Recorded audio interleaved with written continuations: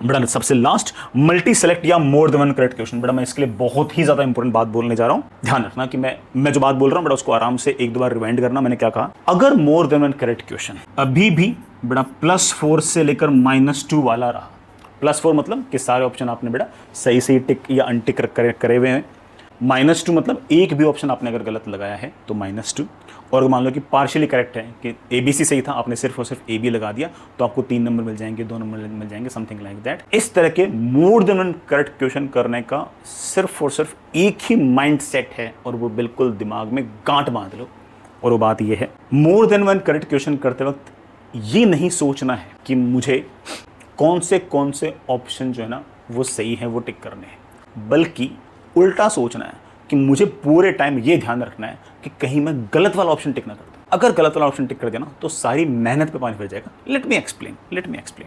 4 option है A, B, C, D। Actual answer जो ना वो आपके पास लेट से A, B, D है।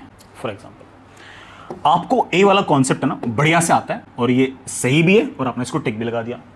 B वाला ऑप्शन बड़ा है ना कॉन्सेप्ट आपको बढ़िया से आता है, ये सही भी है और आपको आता है तो आपने इसको टिक लगा दिया। सी वाला जो सवाल जो ऑप्शन है बेटा, सी वाला जो सवाल है वो आंसर नहीं है, और आपको पता है कि बेटा आपको पता है कि भी ना मैं ये वाला जो सवाल है ना ये गलत है, ये ऑप्शन गलत है, आपने इसको अनटिक कर दिया। डी वाला जो सवाल है उसमें आप बिल्कुल श्योर हो कि डी आंसर सही है, आपने इसको टिक लगा दिया, बिल्कुल बेटा आपको बड़े आराम से +4 मिल जाएंगे, कोई दिक्कत नहीं है। आपको ए वाला कॉन्सेप्ट आता है, टिक लगा दिया। बी वाला कॉन्सेप्ट आता है, टिक लगा दिया। डी वाला कॉन्सेप्ट भी आता है, आपने उसको भी टिक लगा दिया। 4 में से 3 कॉन्सेप्ट आपको बढ़िया से आते हैं। सी वाला जो कॉन्सेप्ट है ना आपको अच्छे से नहीं आता, आप थोड़े से ऐसे हो कि पता नहीं क्या होगा क्या नहीं होगा, और आपने इसको लेट से टिक लगा दिया। 4 में से 3 कॉन्सेप्ट आने के बाद आपको -2 मार्क्स मिलेंगे, अगर मार्किंग स्कीम लास्ट ईयर्स वाली रहती है तो, जिसकी प्रोबेबिलिटी ज्यादा रही। वो जो दूसरा बच्चा है जिसको वाला चैप्टर नहीं आता, उसने वाला साल देखा और खट से छोड़ दिया, उसको 30 सेकंड के अंदर 0 नंबर मिले।